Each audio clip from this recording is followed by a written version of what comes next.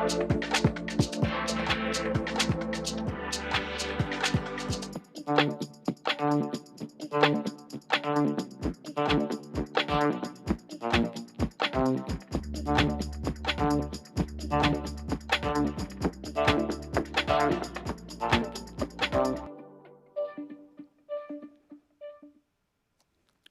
what an amazing video. And thank you all probably watching from home to this kickoff of the Academic Startup Program, a digital mission to the West Coast. Brought to you live from the Ministry of Foreign Affairs here in The Hague. And many startups applied, but after a fierce competition, 10 won. The opportunity to learn from the very best Silicon Valley has to offer. And in the next 45 minutes or so, startup envoy Prince Constantijn and myself, Remy Gieling, will talk to startups, investors and experts about success in the Bay Area. Constantijn, first of all, welcome. Nice to have you here. Thank you. Thank you for having me. Nice difference from working from home, I guess. Oh, yes, this is a little outing. Yeah, it's good. Yeah, home game for you today. Yeah, it's just a 5-minute cycle ride. So good for the exercise. Good for the exercise. Good.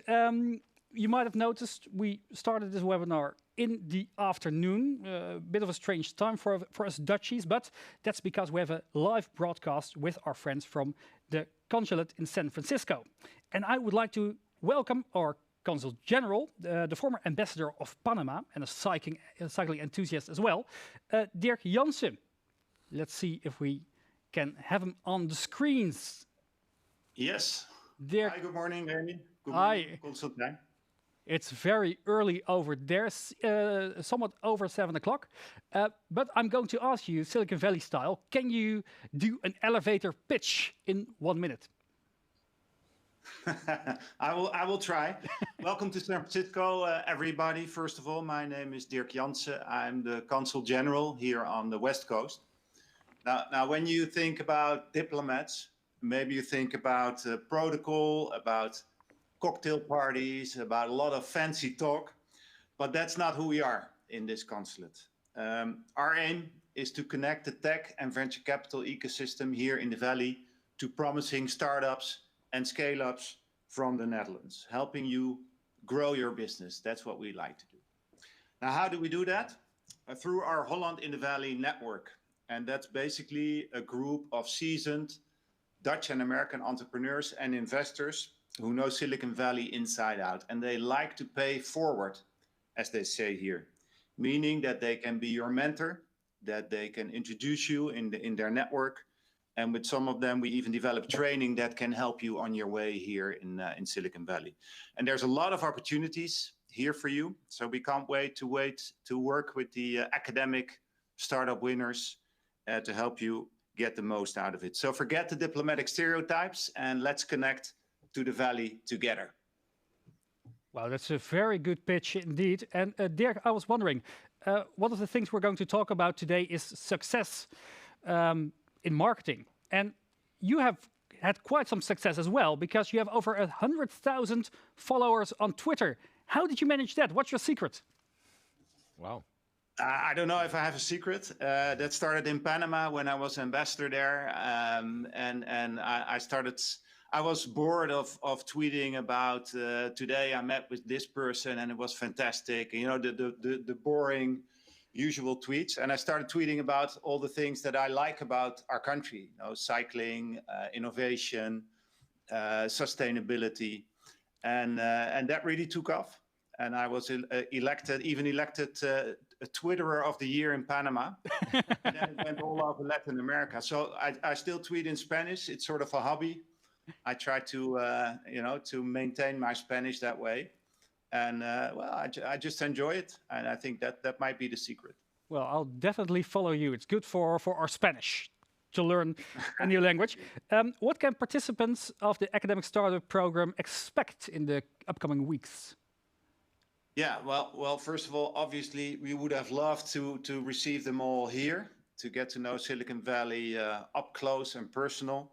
But I think we will get pretty close to that experience because we've organized a 4-week online program of mentoring, matchmaking, networking with quite a few high caliber Silicon Valley entrepreneurs and investors. And as I said, our Holland in the Valley network is filled with experts that want to help Dutch startups, and they are eager to get to know you all. And I definitely also would like to mention our startup liaison, Michiel Doyes, who's working hard on connecting Dutch startups to the right people here in the US. So over the coming weeks, if you have any questions, any needs, just ask Michiel and he will help you out. So I think in 4 weeks' time, the startups will have many new connections, that's for sure. And hopefully also a much better insight into what the Valley can offer them.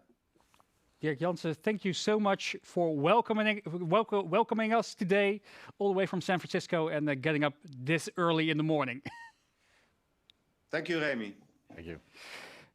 Yeah, Constantijn, you meet with a lot of startups and scale-ups, a special envoy with Techleap. What makes academic startups different from regular startups? Oh, wow. Well, there's a lot of similarity, but the difference might be ones that they're probably IP-based. So they've developed some kind of a technology that's really exciting. And often they try to solve a big societal problem. So we're seeing a lot of healthcare startups in here, in biotech startups, dealing with some very serious diseases. And that's kind of slightly different than the average SaaS company. Do these entrepreneurs come to Techleap for advice in general? Because they're from the science part of the world, and not definitely not from the entrepreneur. They don't have the entrepreneurial experience. Well, some are actually repeat entrepreneurs, and no, we don't have a kind of an advisory function in that sense. So if they come to us for advice, we'll try to help, but we don't do that in a kind of ad hoc way. We have a program called the RISE program, where we support scale-ups, and we have a themed approach. So we did that for climate, and we're now going to identify another topic. And then we have a generic program and those are mostly enterprise software, SaaS, fintech companies. We have 10 amazing startups in this year's program. What's your impression of these winners? Well, I think one is you see that there are a lot of biotech. So it means that I think the biotech funnel is operating probably better than the others. So and also the medtech, and then there are intermediaries who are helping there, like NLC and others that are really driving this development. So I assume that in kind of the ecosystem there's a bias toward those companies. And as we heard today on the news, that many international pharma companies are really interested in the Netherlands, investing here, and we're seeing that. We're seeing the regenerative medicine as well as a very strong cluster. That is actually represented here in this selection. On the other, we see them every day across the different universities and knowledge centers. So the offer is much broader. So you have energy, and you have nanotech, and you have, in semiconductors, and in all those areas we're seeing very interesting developments and startups. But the biotech is from the academic point of view seems to be pretty dominant. You see a lot of startups here in the Netherlands. You also seen startups in Silicon Valley firsthand. What's something that the Bay Area can offer to Dutch startups, in your opinion? Well, first, I think it's mentality. I think it's always the risk appetite is bigger. That might also be the way the funds are structured. It's they manage risk better. So it's not just the financial risk, but it's also the management risk. So if you talk with VC from the Valley, very often they'll provide a lot of support in searching the best hires, in introducing you to potential clients and all that kind of. And that's somewhat different than we are used to in the Netherlands, where this is now coming. But I mean, there's more maturity, I think, there. So keep your eyes open and see how they do it in the Valley. Then the thinking big. I think it's we tend to tell people, focus, stay on your feet on the ground, kind of bootstrap, stay small. Whereas in Silicon Valley, the focus is more on, opening up, getting market share, thinking big. And that's something we definitely can learn from the US too. You also have some interesting characters, some interesting entrepreneurs with sometimes crazy ideas in the Bay Area. Is that something we can learn from?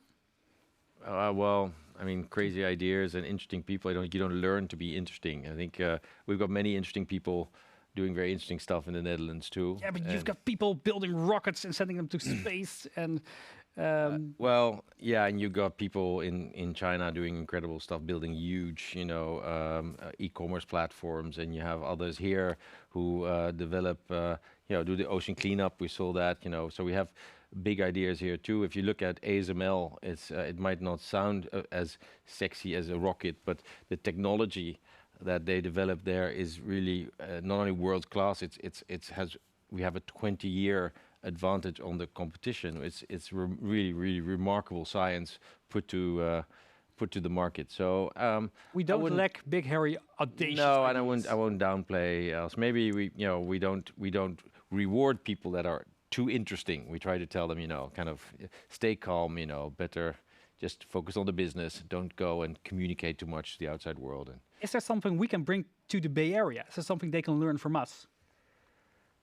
yeah, I guess the kind of fake it till you make it, which is big in the US, is much less with us. I think it's actually if you invest in a Dutch company, you more or less know what you're going to get, and I think people acknowledge that, and so high quality technology, working hard on the product, and less on all the stuff around it. I think I don't know if they can learn that from us, but it's definitely a good character trait as well. We have 10 amazing winners in this year's academic startup program, and we want to show you a quick compilation of some of these startups.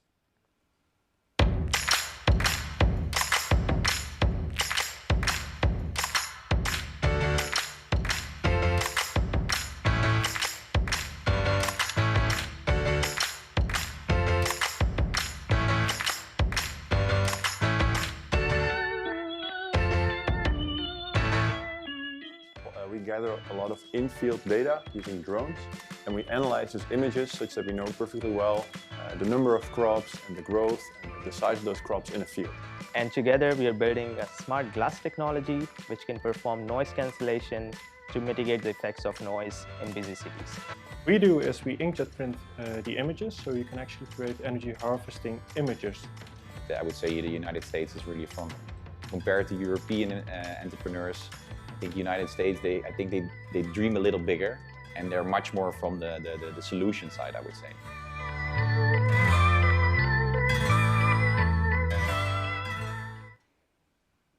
Yeah, very cool video, and you saw him already. We have Michiel Roelofs from Taylor here in the show. Michiel, can you hear us? Just unmuting my mic. Yeah. Yeah. Welcome. I saw a very cool office. I saw a ping pong table, so very startup-y already. Can you do a 1-minute pitch as well? Just an elevator pitch, just to see what it is that you guys are doing. Yeah, so my name is Michiel Roelofs, and I'm the co-founder and CEO of Taylor. And we develop microelectronics as well as software for the solar industry. And what you have within a solar panel is basically a long string of solar cells. And if one individual solar cell is shaded or ages a little faster, it brings down the performance of the total panel. And what we do is embed microelectronics and work with advanced algorithms to improve the performance of the solar panel by up to 20%. And at the moment, we formalize our supply chain. We work with global partners and just finalizing the certification. And in the second half of 2021, we want to enter a global market of $1 billion, basically. Incredible. Very, very good story. Very good pitch. Is this how you won the academic startup program? Because it was a fierce competition? I don't really know. I think I hope to think that we're a very good example of those two kind of things. So we're both very academic. I mean, we work very closely with the knowledge institutes and universities, within Europe. But at the same time, we're also, I would say, very startup-y. So, we really want to reach a global market, and we also really work with the market. So that means that in one day I can have a very in-depth meeting with the TNO on new type of solar cell technology. And then in the afternoon, there's a solar installer, and I'm trying to solve his problems with scanning the modules. What was the biggest reason that you want to participate in the program? So for us, it's really about learning the mentality and the culture. So last year, pre-COVID, we did a trip with the consulate in Shanghai and Tsinghua University. And we really learned a lot about the Chinese culture and the way of working and interacting. And we hope to get a similar or even better experience from this digital program. Yeah, and what lessons would you share? I mean, what did you ever have a big failure or some entrepreneurial failure or others that you want to share? That Yeah, so I think I think it's a classic one. So we basically have a very big PowerPoint with 80 slides. And whenever we have a meeting, you sort of select a couple of slides and you save them as the specific slides in PDF, or you don't select. So we had a very interesting conversation with a client, and we supposed, oh, okay, we will send the PDF with the slides following up. But unfortunately, we sent the total slide deck with all the margins there, the competitors, way too much information. Yeah, and then you're basically screwed, and the only thing you can do is basically call them up and say, well, I hope you don't read them, but yeah. Yeah, that's one of the silly mistakes you make, but that's also the way you learn. Okay, and that relationship endured after that? Yeah, but we're having some very fierce price negotiations at the moment. Okay. What did you do once you noticed your mistake? Did you call them up right away? Did you hide in shame? Yeah, that what we did, and I mean they were smart enough that they probably would go through all the slides. So yeah, that's the best way to go about it. Also to be transparent about the mistakes that you make. So yeah. If there's one person you would like to meet in Silicon Valley, an entrepreneur or an investor, who would that be?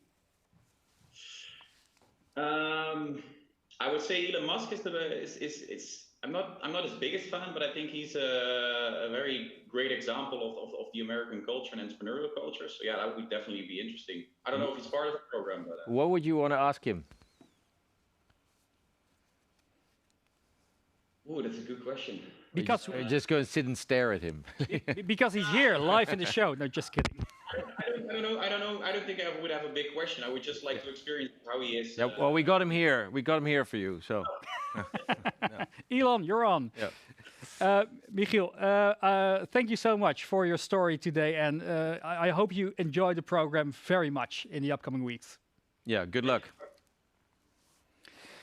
And then we are going all the way around the world to the United States. We have Lotte Vester here from Asana, somewhere over there, before a beautiful painting of Anton Heijboer. Lotte, the same question for you as well. Can you do a 1-minute pitch of yourself? Yes, let me try that. So. Obviously, I was born and raised in the Netherlands, but I've had travel and exploration in my blood since I was young. So after the hotel school, I moved to Cape Town for a year, and then returned to the Netherlands for a master's at Nijrode, and then moved to New York City in 2001 and haven't left the States since. I started at Nielsen because I had a passion for publishing and media. And then switched to Lonely Planet at some point, where I switched my career from finance into strategy and operations. And then the last couple of years, I've been working in tech in Silicon Valley, first at Facebook and now at Asana. Asana is a work management platform. We're a fast-growing SaaS company. We just went public. We have about 1,000 employees. I run organizational strategy, which means I make sure everybody moves into the right direction to achieve the strategy and the goals. Very good pitch as well. You've been in the United States a very long time. How did the country change in those 20 years, 19 years or so, 20 years? Oh my goodness, yes. I mean, a ton. And I think what maybe for this group most interesting in the business perspective, I moved from older, slower companies in publishing into tech, and also from the east to the west coast. So I just think the level of innovation, and Constantijn mentioned this as well, risk taking is something that I've seen, and you see that in Silicon Valley, it's even stronger. And companies are really skilled at trying things, right? Take the risk and just pivot if it doesn't work, and try things out, and don't be afraid. So that's the thing that I've seen in my work. Often when we look at these fast-scaling companies in Silicon Valley from a Dutch perspective, people sometimes have this ver van mijn bed show feeling for the Dutch listeners. What can they learn from a company like Asana?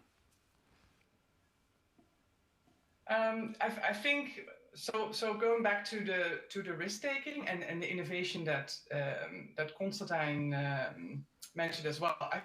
What I see is just don't be afraid to just go and execute plans. And I remember when I was at back in the days when I was at Nielsen, we would talk about a new initiative and we would say, okay, let's take the next couple of months to develop this. And then when I made the switch to Facebook, it wasn't like, I would be like, oh, let me think about this. It wasn't like, no, let's do it and let's have it ready tomorrow. So to just go and start things. And the other thing that is really valuable at Asana and is part of our culture is what we call co-creation. So pretty quickly, make your documents available for other people, and people will go in and just, as you are typing and creating things, they'll go in and provide feedback and move stuff around. And it's really, it's a fast pace, but it's very dynamic. And I think it really brings value, right, to co-create with other people. And the other thing that I will bring up with that is diversity. I've seen this at Asana, where we're very deliberate about our culture, but also about diversity and making a point of including that in how you do business, how you create plans, how you create product, and that brings a lot of value. Yeah, we heard about Me Too and all that, and it seems as if the US was kind of behind on this, but in fact you are way ahead of us. And I find that sometimes when Americans come to Dutch companies, they are shocked to see how limited the diversity is. So can you tell something about that experience that our startups can learn? Yeah, no, absolutely. I completely agree with that. And I'm still very much connected with the Netherlands, right? I have close friends, I have business connections, and I'm sometimes surprised at what I see. I think here I've seen it at Facebook develop, and particularly at Asana, it's diversity is part of the fabric, right? It's not just lip service and saying something, you want to do something and, oh, let's set a target and discuss how we reach those targets in your diversity numbers. But it's about action, and it's about education and creating awareness. And I've seen really amazing programs that we run about like bringing your awareness to your unconscious bias. So what I would say to these startups, if you look around, right, look at your team and your founders, and if you see mainly white males, think about how you can change that, because it will make your business stronger, it will make your product stronger if you have diverse input, and that's all kinds of elements. Yeah, but is that is the emphasis on gender or color or really profiles, right? So there's often we say, well, it's more about the profile, but so where do you distinguish between the two? Yeah, I think profile is the conscious bias, right? So that's something that you can easily see on a resume, and that's fairly easy to achieve. But I think that there's a level below that, which it's not just sex or race. There's all kinds of elements to it, and I think if you bring awareness to the unconscious bias, you'll see what else is there and how it will bring value if you add it. So it's all kinds of dimensions. Does that make sense? Yeah, no, it makes sense. It makes a lot of sense. I think, and you probably have experienced it yourself as well. That when you have a conversation with someone and they talk about the all this implicit bias or unconscious bias that they have been experiencing, that you suddenly your eyes open and think, oh my God, I've never seen this. I never thought about this. Yes, yeah. Exactly, and it's much more than just the obvious stuff. Like, I mean, I can tell you stories about me, as a woman moving to the US. People are like, oh, so they sort of assume that I moved with a husband who had a job. No, I was moved myself. Company transferred to New York, and then the company transferred to San Francisco. but it's it goes beyond that, right? It's and at Asana we have a lot of initiatives that help with that. We have employee resource groups, so it's all kinds of different. It's not just the women, but it's different race or sexual preferences, all kinds of elements. And those employees are really heard and included in planning and in the product development too. So, Lotte, I would like to thank you so much for your time and insights with us this morning for you over there. Thank you. Thank you so much. Thanks. And we go a bit further down the time zone, all the way to Hawaii, where Anke Huiskes is. Anke, good morning. Good morning. It's very early, isn't it? It's like 5:40 a.m. We really appreciate taking the time out of your sleep to be with us today. You're a tech investor, and you know the Silicon Valley ecosystem very well.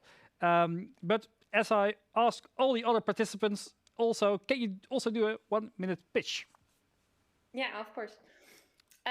So I'm an early stage tech investor. I probably did over 50 investments so far, either direct or indirect. So I'm an investor as a limited partner in Unisquare Ventures. I do later stage investments. So I did invest in SpaceX that you just mentioned. I am also investor in syndicates on Angel List. And I do direct investments directly when I'm on the cap table at these companies. So it's my biggest focus is on female founders and underrepresented founders. So I started an angel investment collective, Aletta Angels, which is linked to Aletta Jacobs, and we only invest in female founders. And I'm also a venture partner at Capital T, which is an Amsterdam-based 45 million fund investing in diverse teams. So that's a bit of my investment career so far. Before I became an investor, I started my career at Procter & Gamble in the Netherlands. I did that for 5 years before I moved to the US in 2013, where I worked with some early stage tech companies, amongst which one was Pebble Smartwatch. The Kickstarter campaign, we became famous because of that. And the last one was a wearable breast pump called Willow Pump. So yeah, that's a bit about me.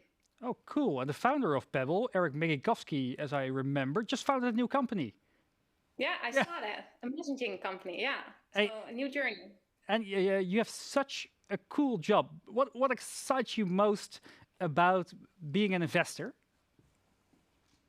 I think I get the opportunity to meet a lot of different people. I'm a very curious mind, so learning about a lot of different subjects and basically network my butt off all day long to find the right startup before anyone else can find them. So I do a lot of cold outreach. If I read something cool, I try to get to know them, but also creating this ecosystem. And I think what excites me is really help changing the game, who writes the checks and who receives them. That's why I'm pretty well connected in all these networks to help them all work together. What's the biggest misconception Dutch entrepreneurs have on venture capitalists? Then I'm not sure, because I did not work in VC in the Netherlands, but I think this whole idea of raising money, that might be a good thing or a bad thing. I think this whole idea that you also just mentioned, like dream big. So I think the idea here is go big or go home.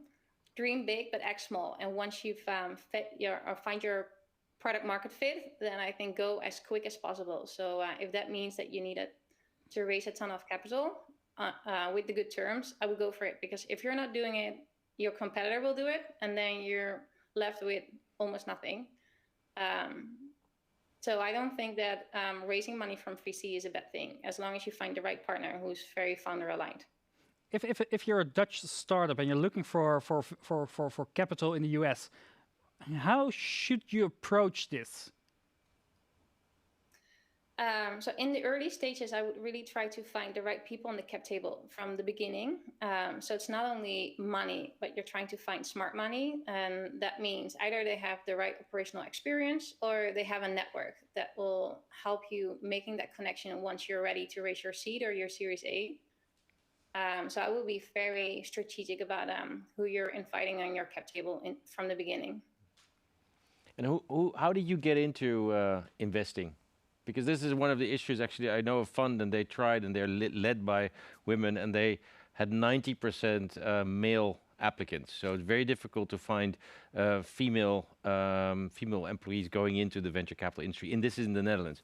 And you go from Procter & Gamble and bam, you go within a few years, you're investing in all the big names. And so how do you do this? We need more Ankes.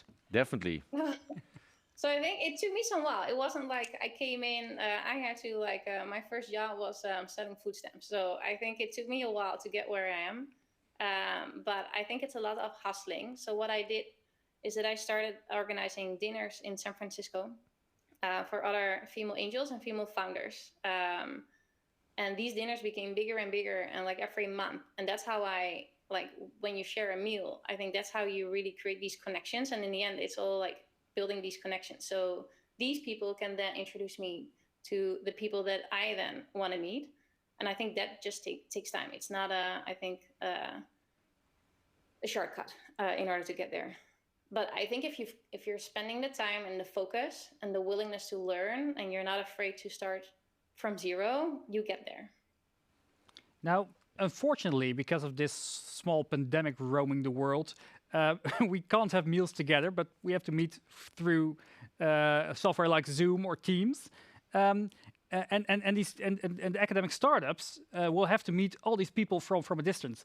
Do you have maybe one advice for them to getting someone's attention through a camera? How to get your story through? I wouldn't focus too much on the slides. I think if you send some stuff as a pre-read and as like, again, I'm a very early stage investor. So usually it's the founder, it's a market and it's a product, maybe an MVP, maybe just an idea on paper. So it's really building that connection with the founder and showing why they have the unfair advantage to be the winner in this market. And that you tell through a story and less through a slide deck. Anke, thank you so much for your time. And have a nice day in Hawaii. Long day. Enjoy the weather. Yeah. Well, these were some interesting guests, Constantijn. Good start. Very good start of the program. Yeah. I'm jealous of these startups who get to learn from all these great people all the way in the Bay Area. Definitely. So thank you so much for watching this live stream of the kickoff of the Academic Startup Program. Before we say goodbye, if you want to know more about these startups, in the next couple of weeks, we will, at emptysprouts.nl, have all kinds of videos on these startups, so you get to know them very well. The live stream is about to end. Thank you so much for watching, and hope to see you soon in real life.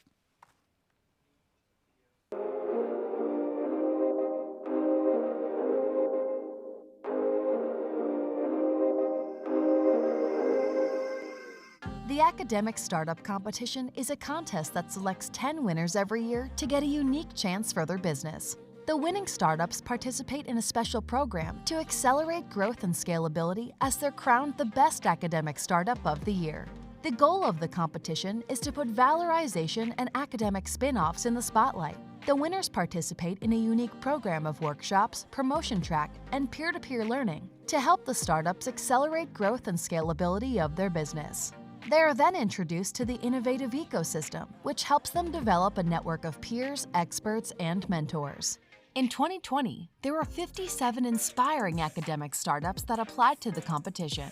The current winners had groundbreaking innovations in various fields, from life sciences to high-tech, from health to logistics, and from energy to agricultural food-based business ideas. Let me introduce the 10 winners of this year's Academic Startup Competition. Bimini Biotech is developing small molecule therapeutics for oncology, and they are aiming to bring their first compound towards the clinic to tackle unmet needs in cancer.